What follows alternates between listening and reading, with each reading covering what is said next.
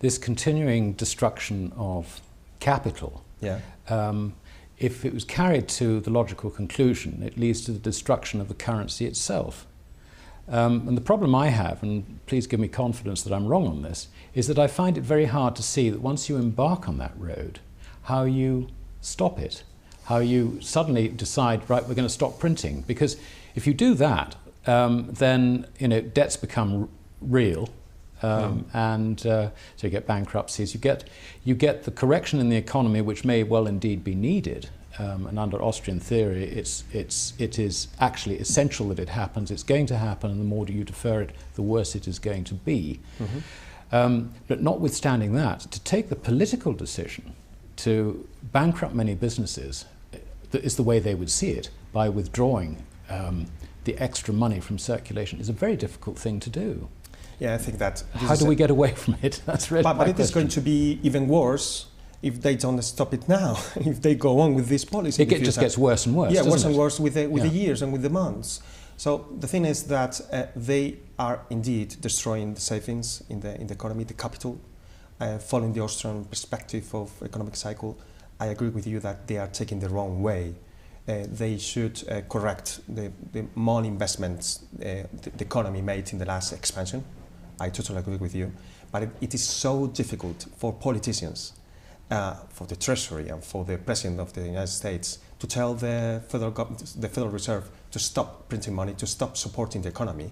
It would be, like losing the elections in next year. Well, exactly. Yes. Yeah, but on the other way, on the other side, I totally agree with you that at some point, I think that they trust that with pumping money into the economy, they are going to make the economy grow at some point. So then, as I told you, they trust that if they achieve this goal, they can, more or less come to a conventional monetary policy once the economy is growing.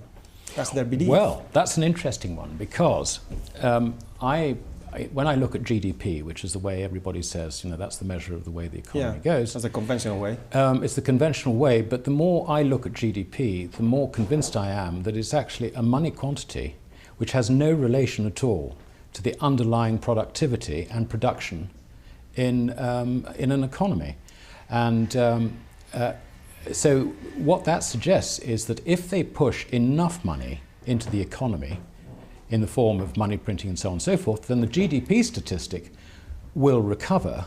So we will get the appearance of economic recovery, while at the same time we know, if we look at hard statistics such as unemployment, that actually we're in a depression.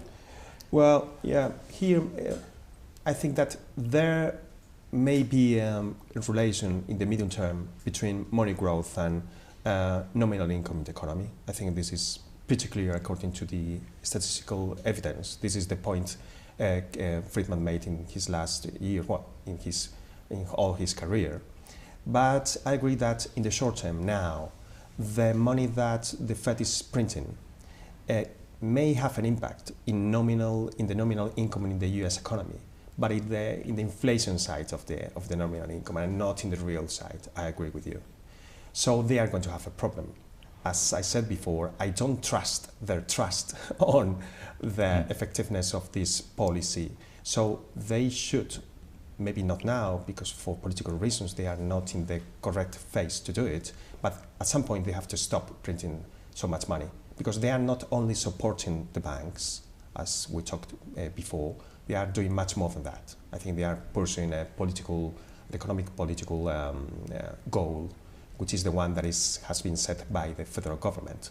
So, having destroyed so much in the way of savings, the US government after the election has to cut the budget deficit back to where? I mean, because it's got to fund it, hasn't it? Yeah. And it's also got to roll over the existing. Yeah. And that's against a background of banks who are now in a totally different mode from the banking crisis back in 2007-8. Before then, they were prepared to expand their balance sheets. They would give away money to get business. Now, of course, they're totally different. They take every opportunity to reduce their exposure because they're overgeared, and they understand that, and they don't want to have to go into the Fed's window every at every opportunity. So with the banks trying to contract the balance sheets and government spending having to be cut hard, it's quite difficult to see how this is going to work in practice. And I mean, you made the point that perhaps if there is a pickup in GDP, it's going to be at the price level, I think, rather than actual production level. I would agree with that entirely. But doesn't this suggest that interest rates are going to have to go up sooner rather than later? Certainly a lot sooner than the Fed has said that they will keep it at current rates until, I think, the middle of 2013. I mean, isn't the story for next year going to be perhaps interest rates start going up? Well, yes, let me answer to your question. But before, let me say that I do agree that interest rates, the basic interest rates, must be lower enough to finance banks with liquidity problems in the short run. That's the traditional bailout policy to preserve the banking system from collapsing. That's totally correct. But as we have been talking before, I think that the Fed is going further, much further than that. So at some point, and I think it should be sooner rather than later, the Fed must correct its monetary policy in the terms you suggested in your question. They must set clearly a primary mandate in terms of price stability.